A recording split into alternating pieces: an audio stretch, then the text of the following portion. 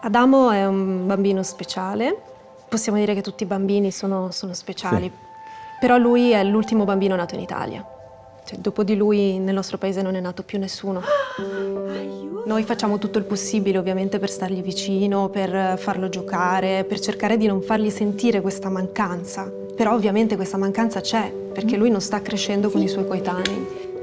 Mi chiamo Adamo. È bellissimo stare con lui, cioè passare il tempo insieme, è forse uno dei momenti più belli che possa capitare ad un papà, ad una mamma. La difficoltà è che siamo tutto il suo mondo, cioè è difficile crescerlo e al tempo stesso lavorare. Ed è strano crescere un figlio che non ha l'infanzia che hai avuto tu, che non avrà l'adolescenza che hai avuto tu, perché lui crescerà fondamentalmente solo. E questa cosa ovviamente ci spaventa, ci preoccupa, sì. Tre formiche in bicicletta. Poi? Fanno un viaggio tutte in bici. In Italia non si nasce più. Adamo è l'ultimo nato negli ultimi 3 anni.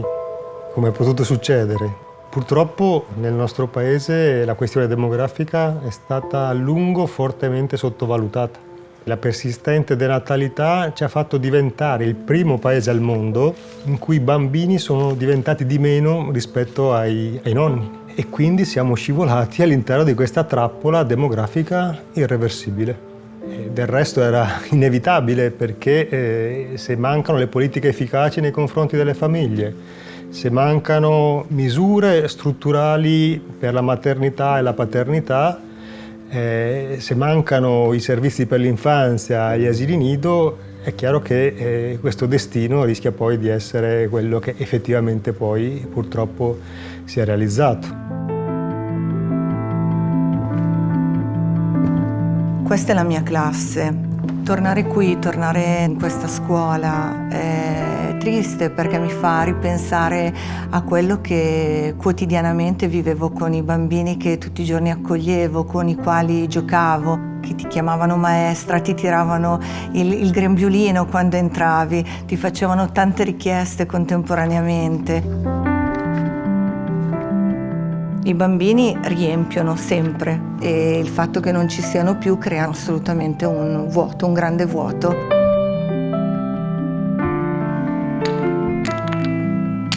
Oggi ho scelto di fare la maestra di Adamo perché è essenziale che abbia la possibilità di crescere con qualcuno che starà al suo fianco e lo accompagnerà nella sua crescita.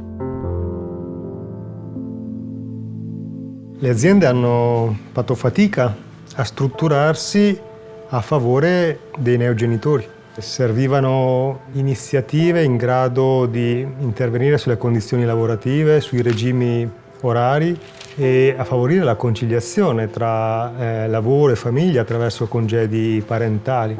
E invece è aumentata l'incertezza perché non siamo riusciti a passare dall'idea di un figlio come costo economico e come complicazione organizzativa per i genitori a invece intenderlo come valore collettivo su cui tutta la società ha convenienza di investire.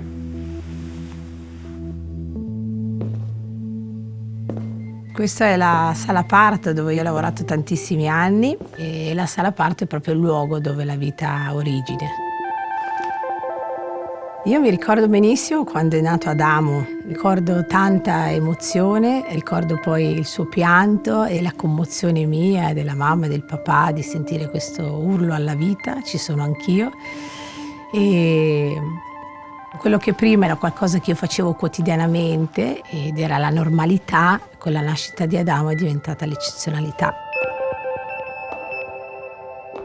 Io lavoro sempre qua, certo, lavoro sempre qui in ospedale, ma non ci sono più quelle emozioni che si sentivano proprio anche solo entrando nelle stanze.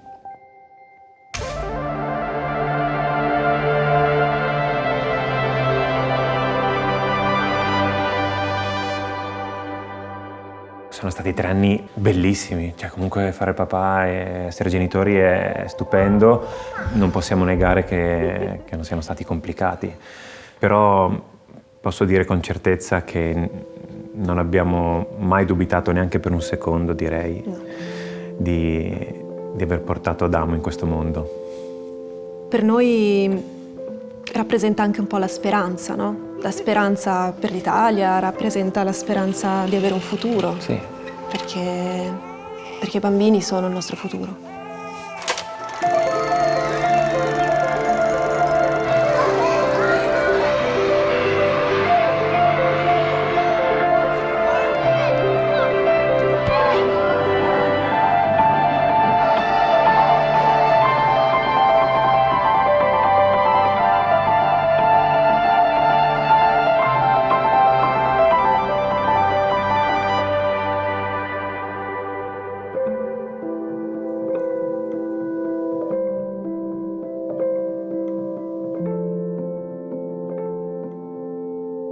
La balena, poverina, sa che l'acqua li fa male.